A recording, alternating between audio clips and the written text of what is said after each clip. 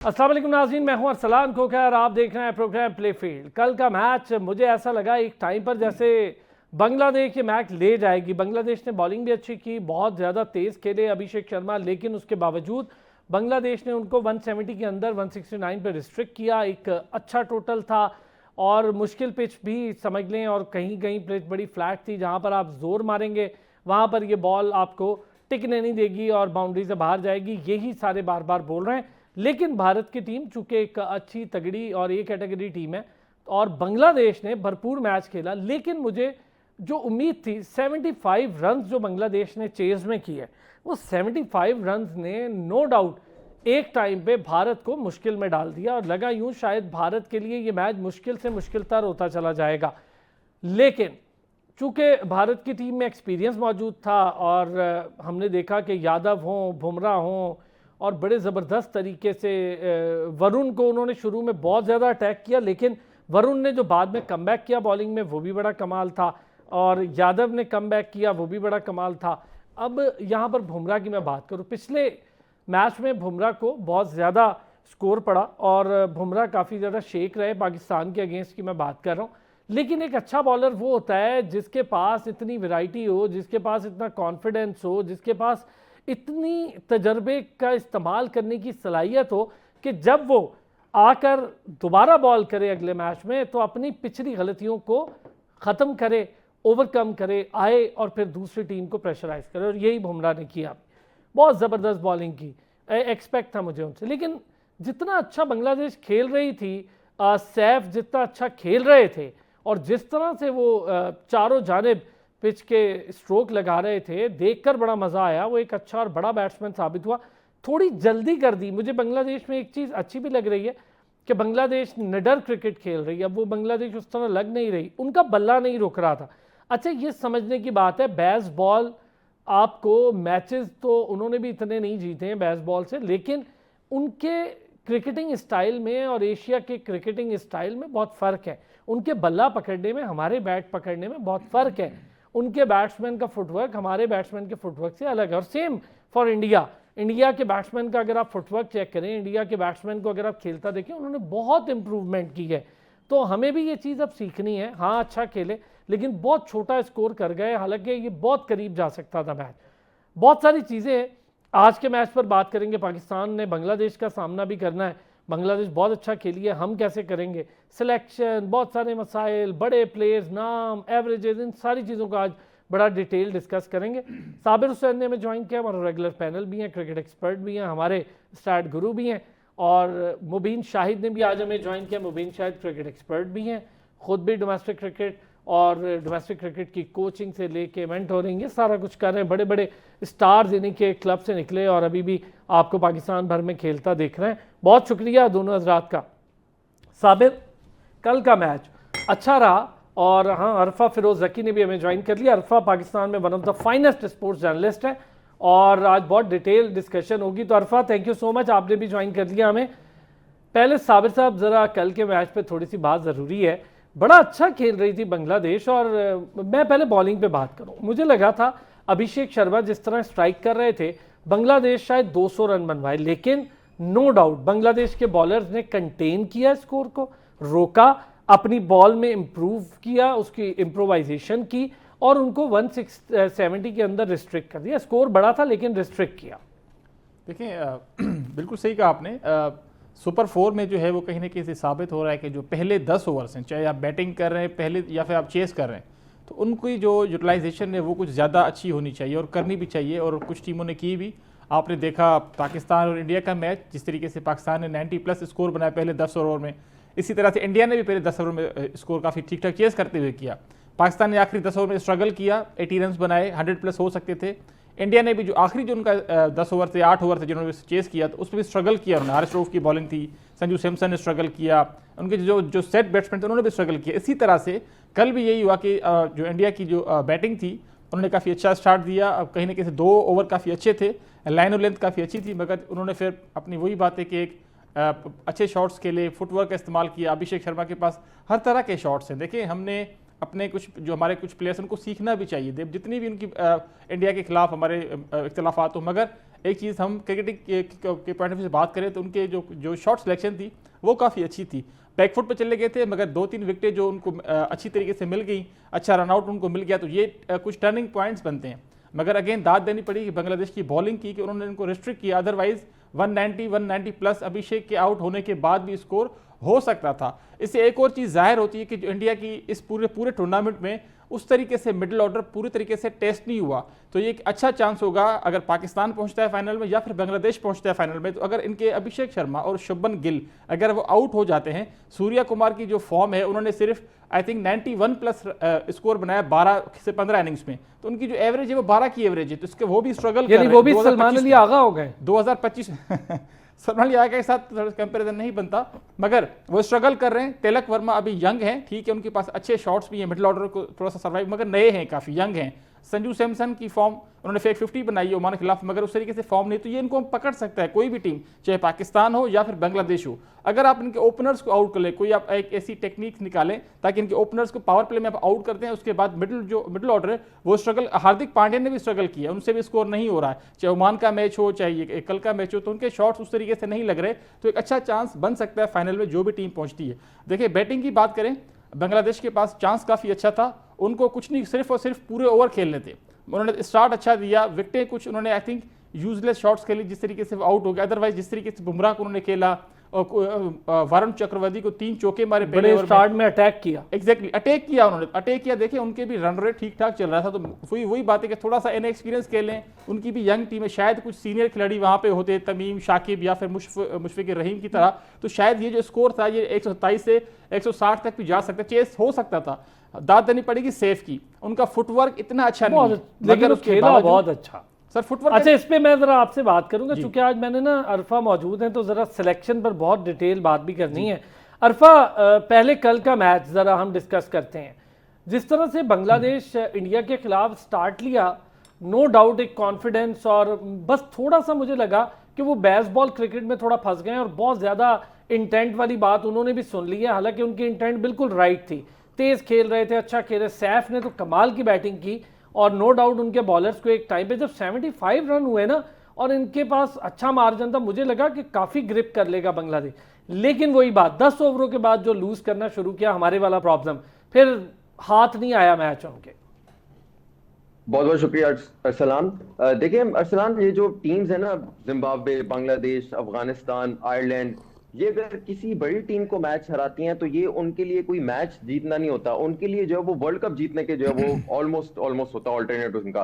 और यही चीज हमने देखी कि जब बांग्लादेश ने श्रीलंका को हराया तो उनका जो कॉन्फिडेंस था वो स्काई हाई था, स्काई बूस्ट जो वो हो गया था। उसी कॉन्फिडेंस को लेकर, उसी जो क्राउड का एक एनर्जी होती है उसी को लेकर वो साथ में इंडिया के खिलाफ उतरे थे, और ये चीज काफी एविडेंट नजर आई थी जिस तरह से वो परफॉर्म करे थे। मुझे बॉडी लैंग्वेज बांग्लादेश के प्लेयर्स की बहुत ही कमाल की लगी, वो बिल्कुल रिस्पॉन्स ऐसा लग नहीं रहा था कि कोई छोटी टीम जो वो इंडिया के खिलाफ खेल रही है, क्योंकि इंडिया का हमें पता है जिस तरह से वो एक वन साइडेड, और अभी टूर्नामेंट शुरू भी नहीं हुआ और दे वर डिक्लेयर्ड द फेवरेट्स, जिस तरह से वो लेकर चल रहे हैं, अपने सारे मैचेस जो है वो जीत रहे हैं। लेकिन बांग्लादेश ने बहुत ही कमाल की रेजिस्टेंस उन्हें दिखाई है, स्पेशली जो सैफ प्लेयर, मैं कहता हूँ कि उससे एशिया में अगर करंट लॉट में जो नए यंगस्टर्स आ रहे हैं और जो बैटर्स आ रहे हैं उनमें सैफ का नाम बहुत कमाल, क्योंकि जो स्टाइलिश एक तो वो खेलते हैं और फिर जिस तरह से जारहाना मिजाज से वो खेल रहे थे उसको ना सिर्फ व्यूअर्स एंजॉय कर रहे थे बल्कि स्टेडियम में भी बाकायदा सैफ सैफ के नारे लग रहे थे। बंगाल का क्राउड प्रॉपरली जो वो सपोर्ट कर रहा था सैफ बैटर को, तो that means he is the rising star in Bangladesh. India के खिलाफ जाहिर सी बात है, देखें स्टार्ट जब होता है मैच तो वो इक्वली होता है T20 में, लेकिन जैसे जैसे प्रेशर सिचुएशन आती है वहां पता चलता है कि कहाँ बड़ी टीम स्टैंड कर रही है, कहाँ उसके एक्सपीरियंस काम आ रहा है और कहाँ छोटी टीम जो है वही एक्सपीरियंस को लैक कर रही है। और यही शायद वजह थी कि जहां एक तो जो स्टार्टिंग में जो प्रेशर के ओवर्स होते हैं उसमें इंडिया जो है वो मात दे गया, फिर साथ में जो एंडिंग के ओवर से जब बांग्लादेश बैटिंग कर रहा था वहां क्लिक जो वो नहीं कर पाया बांग्लादेश, और यके बाद दीगरे जो विकेटें उन्होंने लूज की उसकी वजह से बांग्लादेश अपना मैच हार गया। लेकिन मैं ये समझता हूँ कि पैसा वसूल परफॉर्मेंस बांग्लादेश ने फिर भी इंडिया के खिलाफ दिया। अच्छा, एक चीज इसमें थोड़ी सी मैं चाहूंगा अरफा आप ऐड करें, जहां पर बॉलिंग में स्कोर पड़ना शुरू हुआ, शर्मा, अभिषेक शर्मा हाथ से बाहर हुए और बहुत अच्छा खेलता है वो, नो डाउट वो बड़ा अच्छा प्लेयर है, लेकिन जिस तरह बाद में कंटेन किया बांग्लादेश के बॉलर्स ने इतने अच्छे तरीके से, इसको दाद देना भी बनती है, सीखना भी चाहिए और समझना भी चाहिए। ना उनके पास शाहीन शाह अफरीदी है, ना उनके पास हारिस रऊफ है, ना उनके पास नसीम शाह है, ना अबरार है। उसके बावजूद आप देखें उनके स्पिनर इक्वली पेसर्स सारे एक दूसरे का साथ दे रहे हैं। पाकिस्तान में बहुत एक ये नेगेटिव भी बात होगी है कि जो सोशल मीडिया के जो स्टार्स होते हैं ना, उनको परफॉर्मेंस से बढ़ के जो है वो प्रेज मिलना शुरू हो जाती है, जिसकी वजह से उनकी इंडिविजुअल परफॉर्मेंस पे भी फर्क पड़ता है। वो ओवर रेट हो जाते हैं। हमेशा प्लेयर को जो वो अंडर रेट ही रहना चाहिए, क्योंकि अगर वो अंडर रेट रहेगा तो उसका कॉन्फिडेंस भी जो वो ओवर कॉन्फिडेंस नहीं होगा और परफॉर्मेंस से अपनी जो एक्सपेक्टेशन से बेहतर ही जो परफॉर्मेंस देगा।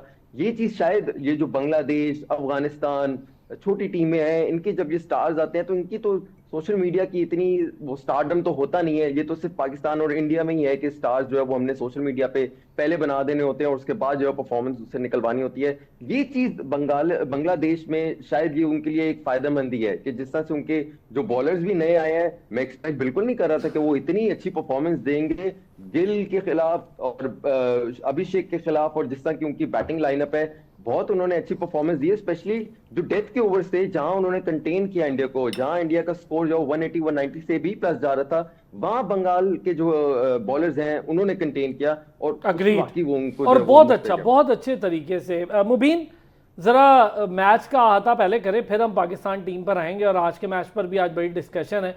मुझे तो सिलेक्शन और फिर कोचिंग, हमारा जो सिलेक्टर्स हैं, आज इन सारों पे बड़ी डिटेल बात करनी है। काफ़ी भरा बैठा हूँ मैं इस पे बात करने के लिए। पहले ज़रा आज के मैच पे, गुज़िश्ता रोज़ के मैच पे मुबीन, जिस तरह बांग्लादेश खेला, मेरा ख्याल है पाकिस्तान के लिए भी सोचने समझने का, हालांकि यके बाद दीगरे वो 2 मैच खेल रहे हैं बगैर गैप के बांग्लादेश के प्लेयर्स।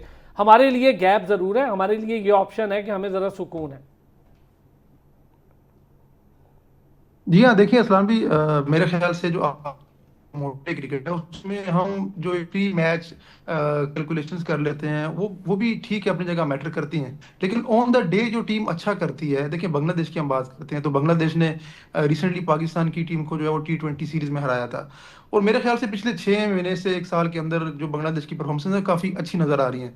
रिसेंटली इवन इस एशिया कप की अगर हम बात कर लेते हैं, कल के मैच की स्पेशली बात करते हैं तो 168 तक रोकना बांग्लादेश के लिए इंडिया को बड़ी बात है। देखिए हम कुछ चीज़ें ऐसी हैं जो सीखते नहीं हैं। जब हम बात करते हैं T20 क्रिकेट की तो उसमें डिफरेंट फेज आते हैं। अब 10 ओवर एक टीम अगर डोमिनेट कर रही है तो अगर आप 2-4 ओवर अच्छे कर, एकदम से जो मैच है वो एकदम चेंज हो जाता है। हम करते क्या है कि पाकिस्तानी टीम की अगर हम बात करें बीच में, तो पाकिस्तानी टीम जो मोमेंटम चल रहा होता है मैच का, उसी मोमेंटम के साथ चलती रहती है। लेकिन देखें जिस तरीके से बांग्लादेश की टीम ने मोमेंटम ब्रेक किया, उनके बॉलर्स ने इंडियन टीम को 168 तक रिस्ट्रिक्ट किया, तो मेरे ख्याल से क्रेडिट देना पड़ेगा उनके फास्ट बॉलर्स को, उनकी बॉलिंग यूनिट को। और फिर जिस अंदाज से उनके जो है वो सैफ हसन ने आगाज़ किया उनकी बैटिंग का, अब देखिए इसमें चीज़ जो हम डिफरेंस हमें नज़र आता है कि बांग्लादेश की जो पहले 10 ओवर्स थे वो भी आप देख लें, इंडियन टीम के भी देख लें, तो इसका मतलब ये था कि चलो पिच भी सपोर्ट कर रही थी और बल्ले पे बॉल अच्छा आ रहा था, लेकिन दोनों दोनों तरफ क्या हुआ, अपोजिशन ने दोनों तरफ कंट्रोल कर लिया। पहले बांग्लादेश ने कंट्रोल कर लिया इंडियन टीम को और बाद में इंडियन टीम ने जो है वो कंट्रोल कर लिया बंगाली टीम को। बेसिकली सैफ और परवेज के अलावा कोई भी बांग्लादेशी खिलाड़ी जो है वो डबल फिगर में नहीं जा सका। और उसके बाद सिर्फ 21 किया परवेज ने और 60 समथिंग किया सैफ हसन ने, उनके अलावा कोई भी डबल फिगर में नहीं किया। मेरे ख्याल में लैक ऑफ एक्सपीरियंस था उनके मिडिल ऑर्डर में, स्पेशली बांग्लादेश की टीम में, कि वो इतना उस मोमेंटम को कैरी नहीं कर सके। लेकिन फिर एक्सपीरियंस कुलदीप यादव की सूरत में, चक्रवर्ती की सूरत में, अच्छे दोनों स्पिनर्स हैं, उन दोनों ने आके 5 आउट किए और एकदम से पूरे का पूरा जो मैच है उसको चेंज कर दिया। तो मेरे ख्याल से जो T20 जो क्रिकेट है ये इसमें अगर आप एक टीम 18 ओवर अच्छा खेल रही है, आखिरी 2 ओवर वो अच्छा नहीं खेलती, तो पूरे का पूरा मैच स्विच हो जाता है, पूरे का पूरा मैच जो है चेंज हो जाता है। यही चीज़ है जो आजकल की क्रिकेट है, उस पर जो भी टीम इन चीज़ों पर काम करेगी और ऑन द स्पॉट चीज़ों को मैनेज करना सीख लेगी। मेरे ख्याल से यही कमी पाकिस्तान की है कि पाकिस्तानी टीम जब इंडियन पाकिस्तान के खिलाफ चेस तो उसमें पाकिस्तानी टीम ने किसी जगह भी जाके उनके मोमेंटम को ब्रेक करने की कोशिश नहीं की। मेरे तो पाकिस्तानी टीम काम करे। अच्छा, एक हमारी एक गलत फहमी भी पैदा हो गई है मुबीन, एक गलत फहमी पैदा हो गई है कि जी इन पिचेस पे सिर्फ और सिर्फ स्पिनर ही विकेट लेंगे और पेसर का कोई काम नहीं। ये भी बहुत बड़ी गलत फहमी। भाई पेसर हर मैच का अहम हिस्सा होते हैं और आप देखें कि बांग्लादेशी हों, इंडियन पेसर्स हों, श्रीलंकन भी हों और बाकी टीमों के भी हों, वो विकेट फजल हक फारूकी ने अरसलान बहुत भाई विकेट्स आप ली। ठीक कह रहे हैं। जी मुबीन। जी असलान भी आप ठीक कह रहे थे कि फास्ट बॉलिंग, अगर फास्ट बॉलिंग की हम बात करते हैं, फास्ट बॉलिंग का T20 क्रिकेट में बड़ा मेजर रोल है। अगर हम आखिरी 4 ओवर्स की डेथ बॉलिंग की बात करते हैं, देखें ठीक है, पावर प्ले में भी हम कभी स्पिनर्स को लाते हैं, ऑपरेट करते हैं, स्पिनर्स आते हैं, पकड़ लेते हैं, कभी कभी अच्छा हो जाता है, कभी कभी अच्छा नहीं भी होता, लेकिन आखिरी जो 4 ओवर्स होते हैं वो आपके अच्छे फास्ट बॉलर्स नहीं आपको करके देने होते हैं। डेथ बॉलिंग हमेशा फास्ट बॉलर करते हैं और उसमें वही फास्ट बॉलर डोमिनेट करते हैं जिनके पास वेरिएशंस होती हैं, जिनके पास यार्ड्स होते हैं, जिनके पास रिवर्स स्विंग होती है, जिनके पास स्लो वन होती है, वैरायटीज होती हैं, जिनके पास स्लो बाउंसर्स होते हैं। तो ये 4-5 जब आपके पास एलिमेंट्स होंगे आपकी फास्ट बॉलिंग यूनिट के पास, तो फिर डेफिनेटली आप अच्छा करेंगे और मेरे ख्याल से बड़ा मेजर रोल है फास्ट बॉलिंग का। अच्छा साबिर, फास्ट बॉलिंग, चूंकि अब बात चलने के लिए तो हम जरा इस पर बात कर लेते हैं। फास्ट बॉलिंग हमारे यहाँ बहुत मिसकॉन्सेप्ट हो रहा है जी कि सिर्फ स्पिनर ही सारा मैच आपको निकाल के दे देंगे। अच्छा, टॉस पर भी बात करूंगा। टॉस की गलतफहमी, जो चेस कर रहा है वो जीत रहा है, ये भी एक मिथ जो है हम देख रहे हैं। लेकिन टॉस से पहले पेसर्स, क्या पेसर्स वाकई इतने इररेलेवेंट हो गए T20 क्रिकेट में, खासतौर पे एशियन पिचेस पे? देखिए, एक तो जिस तरीके की इम्प्रोवाइजेशन काफ़ी प्लेयर्स ने की है, हर कंट्री के प्लेयर्स ने की है, और इस पर काफ़ी टाइम शॉर्ट होता है, तो बॉलर्स के लिए ऑब्वियसली एक मुश्किल होता है ये पर्टिकुलर फॉर्मेट है, ठीक है। मगर इस पर वही बात है कि आपके पास 6 बॉल्स होती हैं एक ओवर में, तो आप उसमें वैरायटी क्या लेके आ रहे हैं। अगर आप प्रेडिक्टेबल है, अभी देखा शाहीन अफरीदी 2021, 22, 23 की बात करें तो वो काफ़ी एक अच्छी बॉलिंग थी, मगर उसके बाद प्रेडिक्टेबल बन गए कि यार पहले ओवर में उनका एक पहले 2-3 बॉलें अंदर ही आएंगी, उनको मार भी पड़ी, विकेटें भी चले वो ले लेते हैं, मगर काफ़ी ऐसी चीज़ें हैं कि जो कि आपको चेंज करना पड़ता है। ऑफ कटर्स है, लेग कटर्स हैं, आपको स्लो आर्म बाउंसर्स करने पड़ते हैं, तो ये काफ़ी एक कारआमद। अच्छा, ये जो आप बात करें ना बाउंस की, हमने देखा कि श्रीलंकन पेसर ने फखर जमान के अगेंस्ट बाउंस का बड़ा अच्छा चबीरा ने इस्तेमाल किया और फखर को प्रॉब्लम। एक ब्रेक लूंगा, ब्रेक से फौरन वापस आते हैं, एक बार फिर खुश आमदीद कहेंगे। साबिर, पेसर्स की बात हो रही थी, चबीरा का मैं जिक्र करना इसलिए नहीं भूलूंगा। फखर जैसा आपका मुस्तनद बैट्समैन जो 12-15 साल से क्रिकेट खेल रहा है इंटरनेशनल, और फखर को सर पे जिस तरह से बॉल लगी, उससे पहले भी 2 बॉल्स बड़ी क्लोज थी, और बॉल जब सर पे लगी उसके बाद फखर थोड़ा शेक भी और बनता भी है, बहुत जोर की लगी। फखर ने खुद फैसला किया कि मैं रुकूंगा ग्राउंड में, वरना मुझे लग रहा था कि फखर से अब खेला नहीं जा रहा है, लेकिन उसने बड़ा अच्छा यूज़ किया बाउंसर का। देखिए, बड़ा इंपॉर्टेंट होता है, किसी भी ओपनर हो या चाहे कोई किसी भी तरह का बैट्समैन हो, चाहे मिडिल ऑर्डर में हो या आप लोअर ऑर्डर में आते हैं, बाउंसर्स के लिए आपके रिफ्लेक्सेस कितने स्ट्रॉन्ग हैं। देखें, यंगस्टर्स हैं, अभिषेक शर्मा को भी शाहीन अफरीदी ने ठीक ठाक बाउंसर मारा था, पहली बॉल पर छक्का मारा उन्होंने, ठीक है।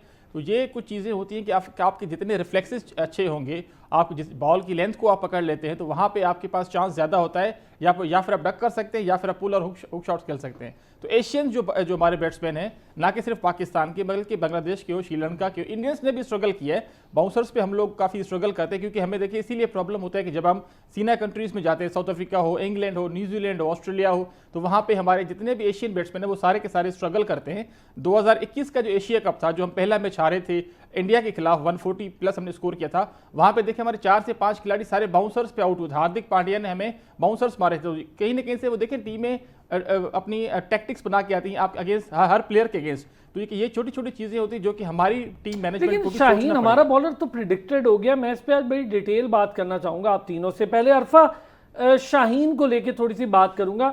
बहुत अच्छा बॉलर है, नो डाउट। हमारे लिए वो हमारा प्रीमियम बॉलर है कि जी सुपर बॉलर हमारे पास यही है, शाहीन और हारिस रऊफ है, फिर या नसीम है साथ। लेकिन शाहीन, हारिस रऊफ दोनों बहुत प्रिडिक्टेड हो गए, इतने प्रिडिक्टेबल हैं कि अब उनके बारे में होमवर्क कर लिया गया छोटी से छोटी टीम ने। फिर आप इंडिया के खिलाफ तो सोचे ही ना कि उनका होमवर्क तो बहुत अच्छा होता। क्या वजह बनी है शाहीन की? हम उसको इतना हाई रेट भी करते हैं, सब कुछ है, पर शाहीन की क्वालिटी नहीं आ रही वो वाली। देखिए, हम पिछले कुछ गुज़श्ता 2-3 साल अगर देखें तो उस पर अगर तनकीद हुई है तो सिर्फ बाबर और रिजवान पे हुई है कि इन्होंने बड़े टूर्नामेंट्स पाकिस्तान को नहीं जीत पाए। दूसरी तरफ ऐसे भी पाकिस्तान में कुछ सीनियर खिलाड़ी थे उसी स्क्वाड में मौजूद, जो एशिया कप में भी मौजूद थे, जो वर्ल्ड कप्स में भी मौजूद थे। बाबर और रिजवान की मौजूदगी में वो खेले हैं, लेकिन उन पर कोई नहीं कहता कि इन्होंने जो है वो पाकिस्तान को अभी तक कोई एशिया कप या वर्ल्ड कप जो है वो नहीं जितवाया। हारिस रऊफ और शाहीन आफरीदी, देखें आपको T20 में बिलखसूस जो इंटरनेशनल क्रिकेट होती है उसमें आपको चालाकियां जो है वो करनी पड़ती हैं, आपको वेरिएशंस पर अपनी काम करना पड़ता है। आप एक सीजन अगर अपने एक प्लान के साथ कर लेते हैं, लेकिन ऐसा नहीं कि दूसरा सीजन भी या दूसरा भी कोई बड़ा इवेंट जो है उसमें भी आप उसी प्लान के साथ चलते रहेंगे। अब आप मतलब हर बच्चे को आज पता है कि शाहीन अफरीदी ने अगर पहला ओवर करना है तो उसका जो है वो लेफ्ट आर्म इन स्विंगर ही आना है राइट हैंड को। लेकिन अब यही बात अगर बार बार आप फॉर एग्जांपल अगर रोहित शर्मा को एग्जांपल उठा के देख लें तो अपने कैरियर के स्टार्ट में शाहीन अफरीदी ने जरूर रोहित शर्मा को तंग किया है, लेकिन अगर रोहित शर्मा की बात की इनिंग्स देख लें तो उन्होंने ठीक ठाक जो है वो फेंटी लगाई है शाहीन Agreed. अफरीदी को। और यही चीज जो है हारिस रऊफ का एग्रेशन तो हमें बहुत पसंद है, जिस तरह से उन्होंने पाकिस्तानियों के दिल जीत लिए हैं अपने इशारों से, लेकिन वो चीज हमें जो परफॉर्मेंस में भी चाहिए। हारिस रऊफ को मैं थोड़ा सा ये जरूर दूंगा कि वो बेशक एक्सपेंसिव होते हैं लेकिन वो विकेटें जरूर निकाल लेते हैं, वो डेथ ओवर्स भी जो वो अच्छे करते हैं। उनको यहाँ पे एक प्रॉब्लम पाकिस्तान जरूर की है जो अरफा, वक्त टीम बड़ा कम मैनेजमेंट था है, आज हमारे पास, लेकिन यहाँ पे एक प्रॉब्लम है, वो विकेट जरूर निकालते हैं, विकेट की अगली बॉल इतनी लूज कर देते हैं, जैसे हार्दिक पांड्या ने उनको चौका मारा, वहां पर मैच भी निकल जाता है। बहुत शुक्रिया मुबीन शाहिद आपका भी, अरफा फिरोज ज़की आपका भी शुक्रिया, साबिर आपका भी बहुत शुक्रिया। फिर होती है आपसे मुलाकात, अपना ख्याल रखें।